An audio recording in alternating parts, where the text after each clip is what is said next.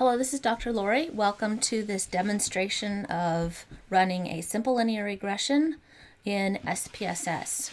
In a previous video, we've talked about the theory of simple linear regression, or as some people call it, single linear regression. And so in this video, we're going to stick to the main points of how to actually do the steps in SPSS, but I will be talking a little tiny bit about the theory as we go along. So the first thing that I like to share is that as we're doing the analysis, we also test the assumptions that go along with simple linear regression. And there are three important assumptions. If the assumptions aren't met, the downside to that is that the test might not give us the right answer. And so we want to make sure that we're using the appropriate test given the data we have. So the first assumption is that the residuals should be normally distributed. So if you think of the assumption of normality that we've seen in other statistical tests, that's very similar. The second one is an assumption of equal variances. And this has a special name when we're talking about equal variances along a continuum or for two continuous variables, and that's called homoscedasticity. It's the equal variances assumption for across two continuous variables. And then the third important assumption is that the relationship really needs to be linear, because this is simple linear regression. If it's a curved shape and we're trying to fit a straight line to it, you can see how that would be problematic in terms of reporting the equation for a straight line for data that are actually curved.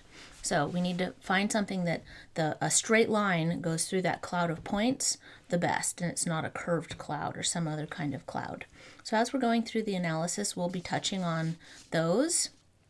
And so the first thing is, and I'm using an example from the Using SPSS Statistics textbook, so you can follow along there if you'd like to. For data entry, we're going to be looking at a scenario where we're looking at the temperature, the outside temperature in degrees Fahrenheit, and how many patrons visit a local swimming pool. And so the idea is that if it's warmer, then we have more people. If it's cooler, then fewer people come to swim. So what I've done, and I've given you this in your as an attachment, so you can have this Excel file. So I've given you all of this data that are entered. And so what I can do, instead of entering it into SPSS, is I can copy and paste this since I've already done the data entry. So here's my data set, and I'm going to go ahead and hit Command V so that will be entered in. And you'll notice that it automatically just puts dummy variables up here at the top. And so here are all my data. I have 30 different cases, and so that's what I need. One of these represents, remember, temperature, the ambient temperature, and then the other one represents patrons. So what we need to do is we need to go into variable view and tell the computer that that's what those are. So this is temp, and this is patrons. If I want to make labels, I think that's always handy. So there I have my temperature, my patrons. If I go back to data view, there are the titles for the names of each of those variables. And specifically when I have two continuous variables like this, I do not need to enter values. When I see in here it says temp 99, 99 just simply means 99. It's not a code for some other value. 108 is 108, 95, 85, 92, 83, and so forth. Those represent what they actually are.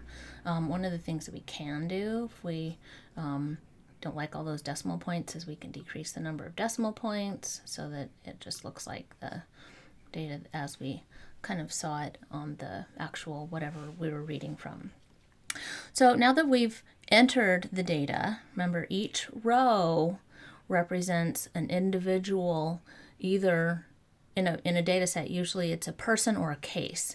In this case, in this example, each row represents a day. Here's the temperature of that particular day, and there's the number of patrons that visited on that day.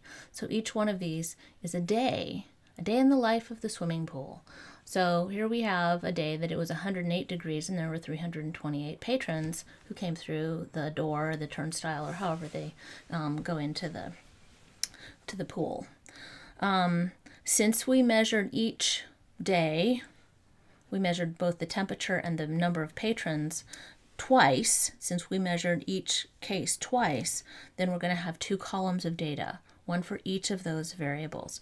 Now, one thing that you'll notice is this looks very similar to a paired t-test. In a paired t-test, we might measure temperature in the morning and the afternoon. But this is, the data entry here looks very similar. It's the labeling. What are the variables representing that makes it not a paired t-test? So this is not a paired t-test. This is a simple linear regression, but in the data entry portion, it looks very similar. And then we just need to make sure that in variable view, we've added the variable names, the variable labels, so that our graphs are nicely labeled when we get to the end. So in terms of data analysis, I like to break this into 4 parts. First of all, I like to see it on a scatter plot, and that's not included as one of the steps in your textbook, but I like making graphs because they make it very easy to understand that relationship. So I'm going to go to Graphs Chart Builder. We'll make these both continuous variables. And now we get to go to Graphs Chart Builder. So here's my chart. I want to make a scatter plot. Some people call this a joint distribution plot because there's a distribution jointly between these 2 continuous variables.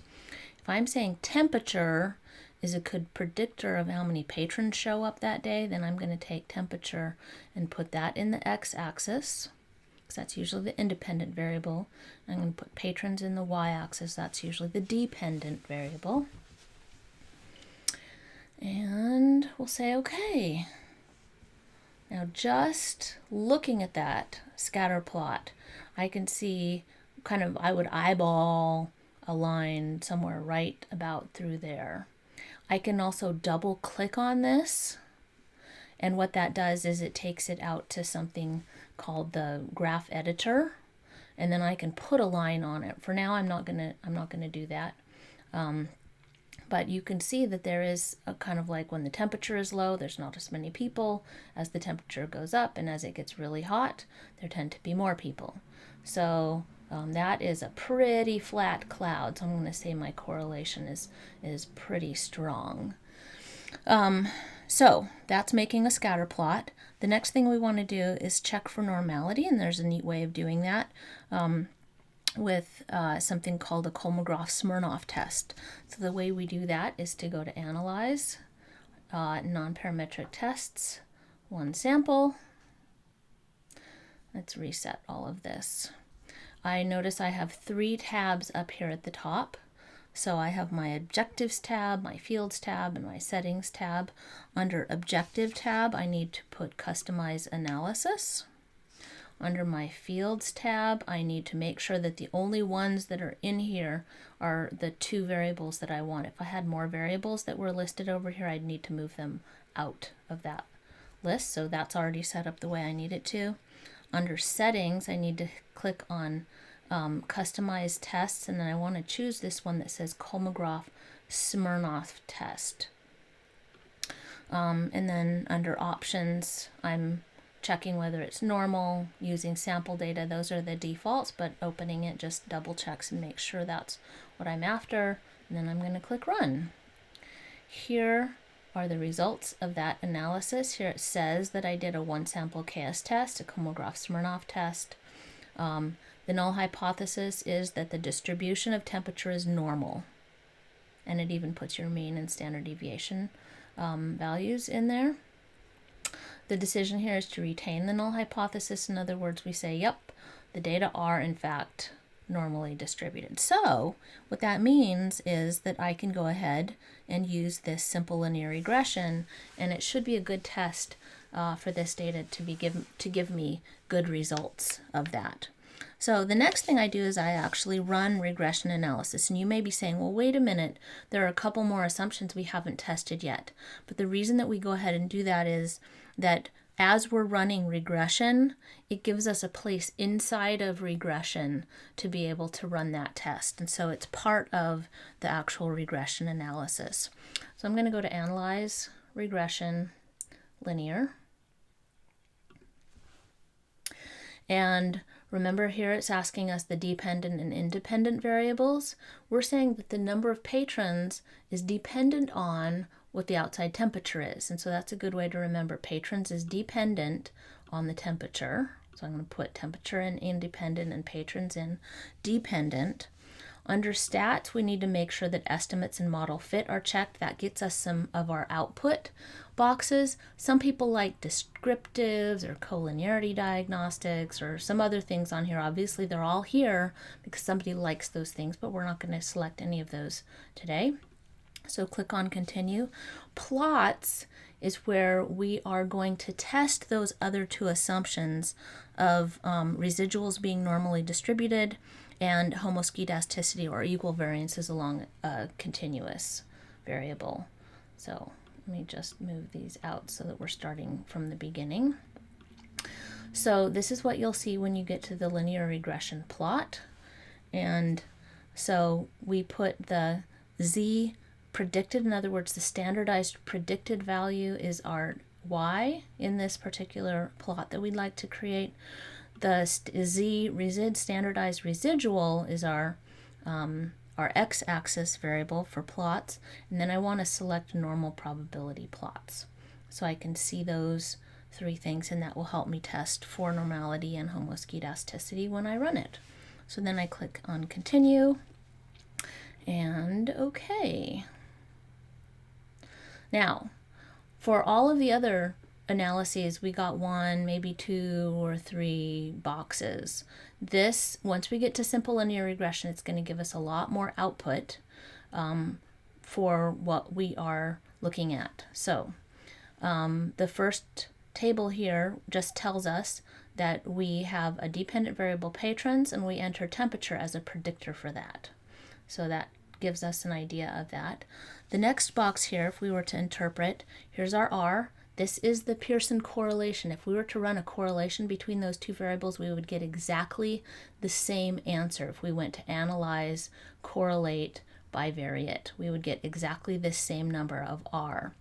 If I were to take that R, enter it into my calculator, and square it, I would get 0.92. So this is just literally that number squared. R squared, remember, is the percentage of y that is explained by x, or the percentage of the number of patrons that is explained by how hot it is outside. 92% is pretty high. And so if I can explain more than 50% with a model, I feel like I'm really able to predict quite a bit. And so this is even more than that.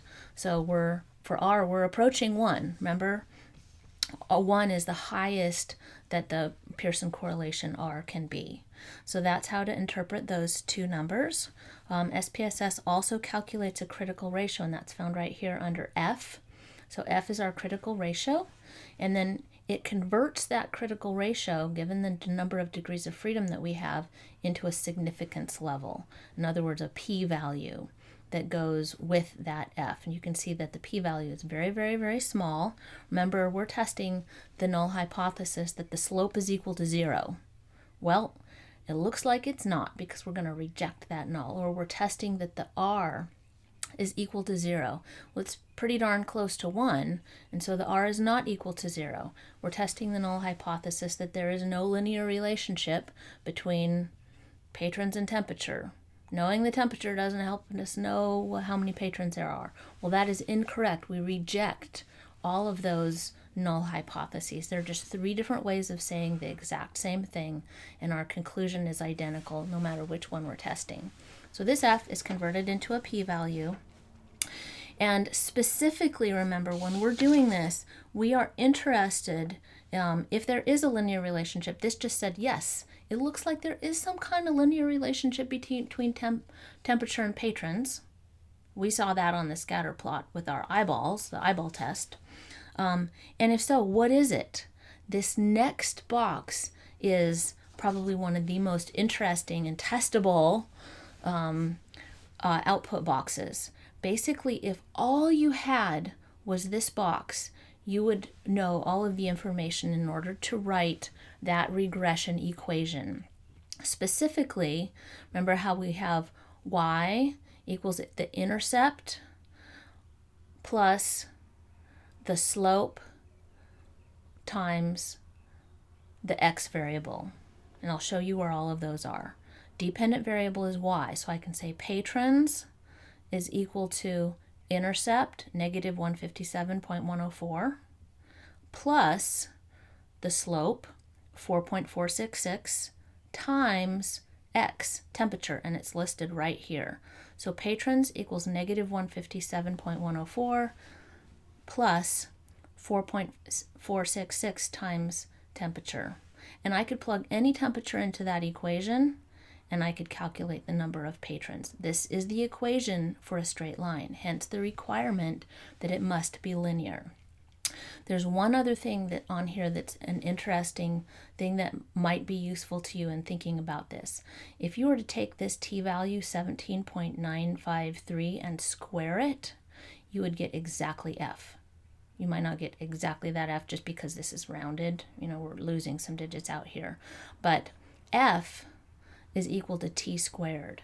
And so that relationship holds. If you understand t, then what that means is f makes sense too. And then these p-values will be equal to each other as well. So you could interpret, is there a linear relationship between x and y based on this t-value and this p-value as well? Here are some residual statistics that might be interesting, but here are the tests of normality. So here we're testing with what's called a PP plot. The regression standardized residual dependent equals patrons. We're testing with these points whether our residuals are normally distributed. And if these points fall kind of close to the line like they do here, then the answer to that question is yes, our data are normally distributed. If it were not normally distributed, what you would see is you would see a C shape. You would see a curve where the data are not, these little data points are not close to this diagonal line.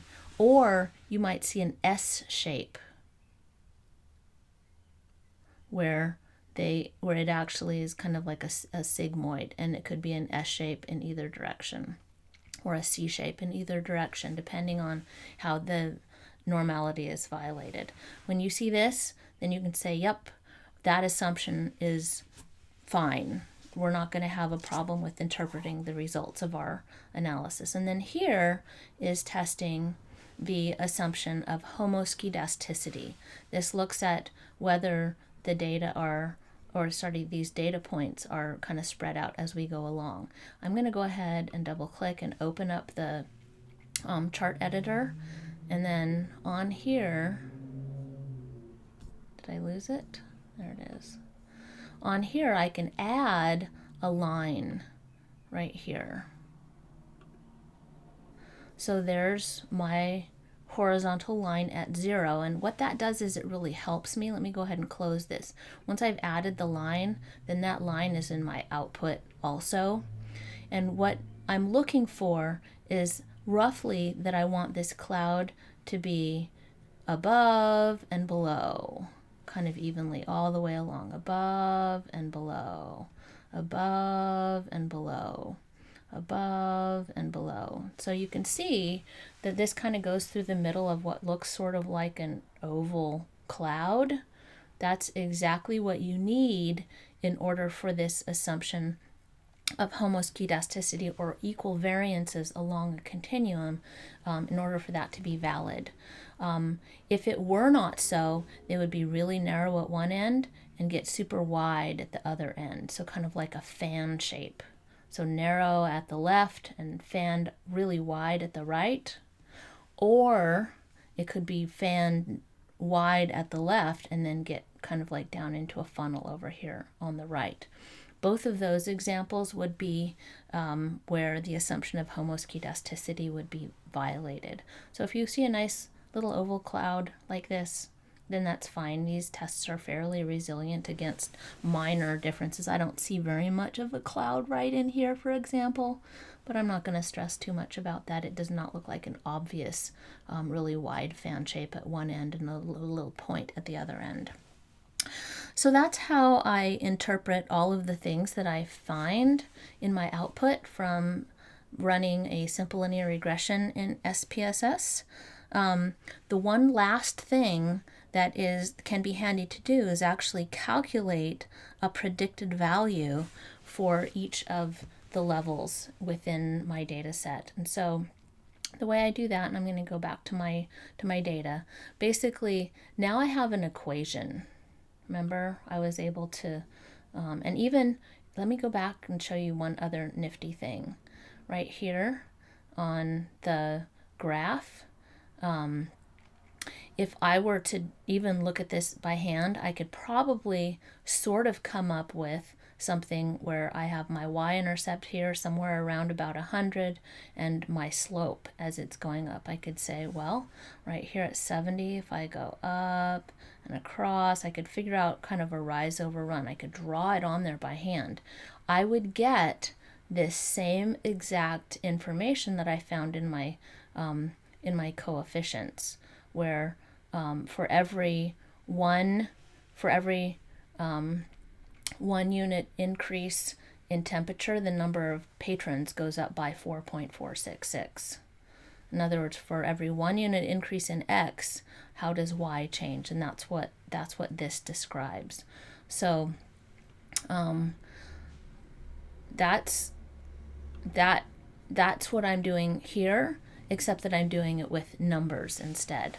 So if I go to transform compute variable, then in this top part, oh, you can see I already have it in here. In this top part, I have the predicted number of patrons, and let me reset it so that we can actually type it in ourselves. So here we have predicted patrons. And then I'm going to create my numeric expression.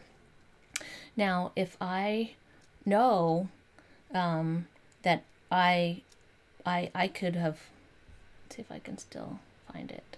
So here I have, remember I have patrons equals negative 157.104 times plus 4.466 times temperature.